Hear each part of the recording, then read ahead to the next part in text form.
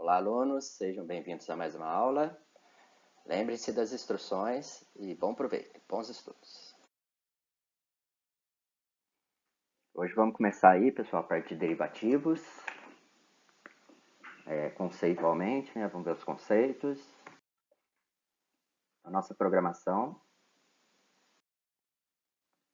Primeiro, derivativos, aspectos gerais. Segundo, mercado de derivativos e mercado a termo. Aspectos introdutórios ainda, viu? Então, em aspectos gerais, o mercado de derivativos, né? O surgimento desses contratos foi há séculos atrás. E tem registros aí que mostram a operação em 500 a.C. na Grécia. E depois foi expandindo, né? A gente para os registros mais parecidos com o que a gente atua hoje em dia. Então, no caso do mercado futuro, tem-se dados, né, que indicam que esses contratos eram negociados na Royal Exchange em 1570, que era a Bolsa Real na Inglaterra. E no Brasil, na década de 70, foram iniciadas as primeiras negociações de contratos futuros. Então, quais que eram, né, os principais?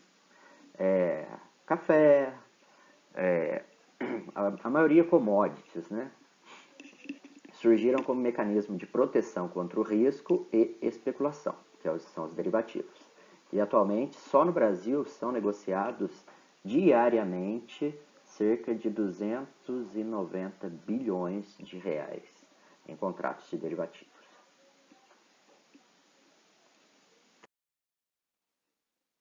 Aí aqui uns dados antigos, mas não fiz muita questão de atualizar não, porque vocês podem pesquisar à vontade, só para ver esse crescimento, né, do mercado. No Brasil, teve um pico em 2010, depois caiu um pouco por questões de utilização de outros tipos de negociações, mas a gente está bem grande ainda. Então, as maiores bolsas de derivativos, a gente tem aí a Índia em segundo, B3, que é o Brasil.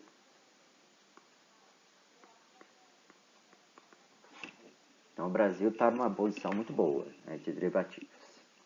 Em número de contratos aí em bilhões. E a CME não precisa nem falar, né?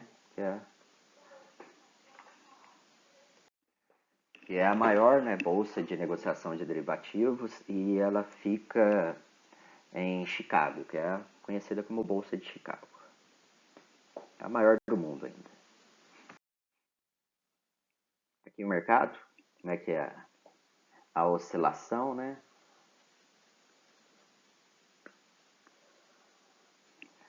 E aqui a exchange normal. Então a bolsa, mercado e balcão. Balcão, a gente sabe que ele ainda existe com esse nome, mas ele é todo eletrônico. Tá bom? É balcão mesmo, não existe mais. Agora é tudo eletrônico. Então, se vocês forem, por exemplo, na Nasdaq, existe, você pode entrar, pode conhecer, mas o que tem lá dentro são computadores. As pessoas que estão lá são pouquíssimas. Mas aquele balcão não existe mais, agora é tudo eletrônico. Então, os instrumentos financeiros. O instrumento financeiro decorre de um contrato entre duas ou mais partes em realizar determinada transação de transferência de recursos. Então, o instrumento começa neste contrato. Então, de maneira ampla, é definido como qualquer contrato que origina um ativo financeiro em uma entidade e um passivo financeiro ou título patrimonial em outra. Entidade é o nome para empresa, é o nome contábil de empresa. São divididos em, primeiro, instrumentos financeiros não derivativos e financeiros derivativos. Aqui a gente vai tratar principalmente os derivativos. O que é o derivativo, então, né? É um instrumento financeiro ou outro contrato que seu valor se altera em respostas a mudanças de uma taxa de juro especificada, do preço de um instrumento financeiro, do preço de commodities, de taxa de câmbio, de índice de preços ou de taxas. E não requer investimento inicial líquido ou requer um investimento inicial líquido que é menor do que seria necessário no caso de outros contratos. E será liquidado em data futura. Então eu posso adquirir esse contrato, mas eu não preciso ter um investimento inicial. Então eu compro aquele contrato e vou pagar ele lá na frente. Por isso que ele é chamado de futuro, né? Algumas definições extras aí. Derivativos são contratos firmados entre as partes com o objetivo de trocar o valor, e somente o valor de ativos, índices ou até mesmo commodities. Em termos gerais, o contrato bilateral ou um acordo de troca de pagamentos, cujo valor deriva, como seu nome indica, do valor de um ativo objeto referenciado em uma taxa ou índice.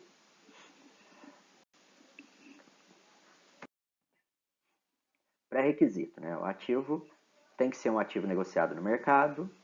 Esse ativo não pode estar sujeito a controle de preços. Então, por que ele não pode estar sujeito a controle de preço, né? Porque ele é um contrato, né, gente? É um contrato. Ele não é o ativo. Então, tem um exemplo do petróleo, né? A pessoa que compra um derivativo do petróleo, ele pode estar comprando ali o contrato daquele petróleo, mas não necessariamente o ativo petróleo. Então, ele tem um instrumento ali que se chama o contrato, né? Então, ele é derivado para o petróleo. Então, o contrato de derivativo para o petróleo teria sucesso no Brasil, como em qualquer outro lugar. Há a variação, então você tem que pensar que no futuro ele pode estar mais valorizado. Sem problema nenhum, somos extratores, por que não? Então, esse tipo de ativo, ele possa ser encontrado no mercado com negociação livre em competição perfeita. Então, qualquer um pode comprar e qualquer um pode negociar. Em suma, são contratos que dependem da existência de outros ativos que os referenciam. Então, o contrato do petróleo ele vai depender do ativo petróleo. Como já mencionado, é um mecanismo de transferência de risco entre os participantes. Então, é uma opção, né, para, ao invés de eu comprar o ativo hoje, já com valor e tudo mais, esperando que ele suba ou desça, eu posso comprar o derivativo, que é um pouco mais protegido, né? Então, os contratos derivativos não são normalmente usados para negociação ou comercialização de produtos, mas sim para alterar as características do risco de uma carteira ou de uma empresa. Eu tenho aí os derivativos financeiros e os agropecuários, que são negociados na B3. Então, os financeiros têm o seu valor de mercado referenciado em alguma taxa ou índice. Exemplo, taxa de juros, inflação, câmbio, índice de ações, entre outros. Então, ele pode sim, viu, seguir o índice da Bovespa ou o índice da ação da qual ele derivou, ou pode seguir outro índice qualquer. E os derivativos agropecuários têm como ativo objeto as commodities. Commodities que são aqueles bens que a gente chama de cru, né? Não industrializado ainda. Então, café, o boi, o milho, soja, e etc. Como é que chama? Minério. Então, no entanto, podem ser criados outros derivativos de acordo com as necessidades dos participantes. Aí vocês podem dar algum exemplo disso? Então, dá uma olhadinha.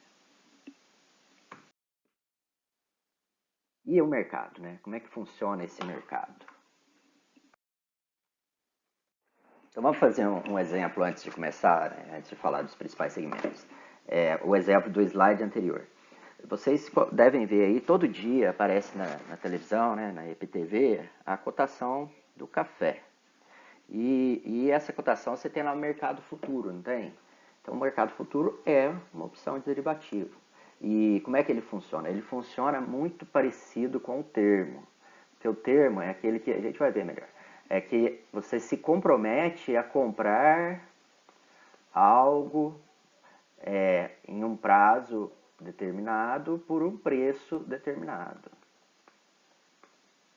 Então é um compromisso, tá vendo? É um contrato. Uma outra característica também é o chamado compra a descoberto, viu, pessoal? Essa é uma palavra que usa bastante aí, que é a compra a descoberto. É o trabalhar vendido. Então você compra hoje, você compra esse contrato, por exemplo, se comprometendo a pagar R$20 daqui 3 meses. Aí, daqui 3 meses, vamos supor que esse ativo que estava 20, ele custa 30. Quanto é que você vai pagar? 20. Então, esse é um tipo de opção, que é o short sale, né? Que é o trabalhar vendido. E, além disso, aí tem o mercado futuro, o mercado de opções e os swaps. A gente vai ver essas partes aqui. Cada um deles, viu? Então, um exemplo aí do mercado futuro de açúcar. E aqui tem uma informação interessante que talvez vocês não tenham muita intimidade, porque é muito da logística, né? Que é isso aqui, é o FOB, estivado a bordo. Então, esse daqui, o FOB, significa entregue. Então, é Free On Board. Nossa, On Board. Vou escrever bonitinho, né? Free On Board. Então, ele já é entregue lá, estivado, já está dentro do navio, pronto. Existem outros, né? O CIF, que é Custom Freight, então tem várias modalidades, mas esse caso aí é o FOB. Eu vou até colocar um gráfico aqui para vocês verem aonde que ele aparece. Então aqui eu tenho as variações e a oscilação em centavos, tá vendo? Então nesse caso aqui, se eu comprei nesta data aqui em março para pagar, e eu acordei e falei assim, não, no ano que vem eu vou pagar 13. Comprei o contrato aqui. E no ano que vem ele está 14, beleza, ganhei. Claro que tem as taxas embutidas ali, mas na teoria eu ganhei alguma coisa. Por quê? Porque eu comprei imaginando que ele pudesse subir um pouco. Se fosse o contrário, se ele caísse abaixo do que eu imaginava, então se eu comprei por 15, imaginando que ele custaria 16, 17, aí eu perdi. Então ele é um pouquinho inverso da negociação normal de mercado aí de ações.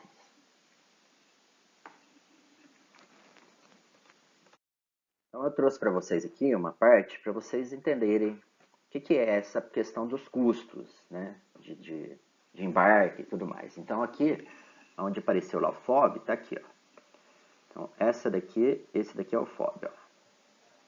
Então, ao cruzar a morada do navio no porto de embarque. Então eu entrego o free on board, então ó, é gratuito até carregar no navio. Então quais são os custos que vão estar envolvidos aí, né? Está envolvido carregamento, transporte, desembaraço, até seguro de viagem. Então todos esses custos aqui, ó. E é por conta do comprador a partir daqui e do vendedor a partir daqui, até aqui. Então esse daqui é o FOB. Ó. O FOB quem paga é o vendedor. Até aqui, ó. Free on board. Aí eu separei alguns aqui só para vocês conhecerem. Olha lá, X-Works. Qual é o ponto crítico, tá vendo? Lá na fábrica. Aí vai andando, ó. Ponto crítico tá lá no carregamento. Aí o FOB dentro da navio. Então, só para vocês conhecerem, tá bom? Aí o CIF, CIP. Só para vocês saberem, cada modalidade usa essa sigla, né? E ela tem um local diferente. Então, nesse caso, teve um transbordo, né? No anterior, teve um transbordo de navio ou de outros tipos de transporte. E assim vai. DDP. Então, se você comprar algo que seja da modalidade DDP, que nesse caso é o Delivery Dutch Paid, ou seja, é pago até o final, né? Todas as despesas pagas, que é entregue com os direitos pagos. Então, é a entrega garantida até no ponto final. Que no caso é país importador, tá vendo? Sempre exportador e importador. Aqui mais alguns exemplos, só para vocês terem uma ideia, né, das variações. Você vê que os registros, né, de estoque de swap da empresa, esse tipo, que eu vou mostrar já já, ele não tem uma variação subindo, mas também é bem, o volume, né, negociado, ele é bem, a gente pode chamar de bem estável. A swap é uma operação financeira em que duas partes trocam a rentabilidade de ativos por meio de um contrato. O contrato de swap, então, ele funciona por meio da troca acordada da rentabilidade de diferentes ativos entre partes, como se fosse um consórcio. E a CETIP, que está o nome lá, né, é uma empresa privada, integradora do mercado financeiro, e significa Central de Custódia e Liquidação Financeira de Títulos. De capital aberto, desde 2009 ela funciona e oferece esse tipo de registro, depósito, custódia, negociação e liquidação de ativos e títulos. Agora os participantes do mercado. Quem são esses, né? Então eu tenho primeiro que é o hedger, que é aquele que busca o mercado de derivativos para proteger. Não, isso aqui é para proteção. Então a palavra aqui é proteção. O que é proteção? Então, para proteger contra as oscilações no preço do produto. Então, sua atividade econômica principal está ligada com a produção ou comercialização do bem cuja proteção é requerida. Então, esse caso aí, ele pode ser o produtor que quer garantir, quer diminuir o risco da oscilação do seu produto. Vocês veem, tem ano que, vamos falar um aqui, que o último, né, que foi o que deu um boom, o arroz. O arroz teve uma época nesse ano que estava caríssimo. Mas isso pode acontecer o contrário também. Se tiver uma safra muito grande, o valor vai cair. Isso já aconteceu com a batata. Aí o que o produtor fazia? Jogava fora, não vendia. Porque tinha muito no mercado, aí falou assim, eu não vou vender, melhor eu usar para outra coisa. Então, assim, por meio do hedge, a empresa vê-se livre de um risco inerente da sua própria atividade. Então, é uma proteção para aquele que produz, a empresa, tá vendo? Então, lembre-se que o hedge pode ser feito tanto na compra como na venda. Eu acabei de falar do arroz, do café. Então, o hedge pode ser definido como uma operação que tem por objetivo diminuir o risco de determinada posição de caixa, estoque ou até mesmo outra operação. É uma operação com derivativos, então com contratos de futuros, né, que elimina a possibilidade de perdas e, em contrapartida, também elimina a possibilidade de ganhos. O hedge, ele quer só garantir que o preço dele ele vai conseguir, né, se manter ali com preço médio. Então aí, exemplo, venda futura de café, swap para garantir posições e casamento entre ativos e passivos. Então é isso. Eu, produtor, eu ponho à venda o mercado futuro. Então eu garanto um preço médio. Por quê? Porque eu já vendi. Se tiver mais caro, tudo bem, mas eu já consegui o que eu queria. E esse é o objetivo do hedge. Então, ó, hoje eu vou parar neste, porque então fica como a primeira parte dos derivativos. Aí aqui algumas referências. Lembrem-se que o próprio site do Banco Central é uma boa referência para vocês, tá bom? Porque está sempre atualizado.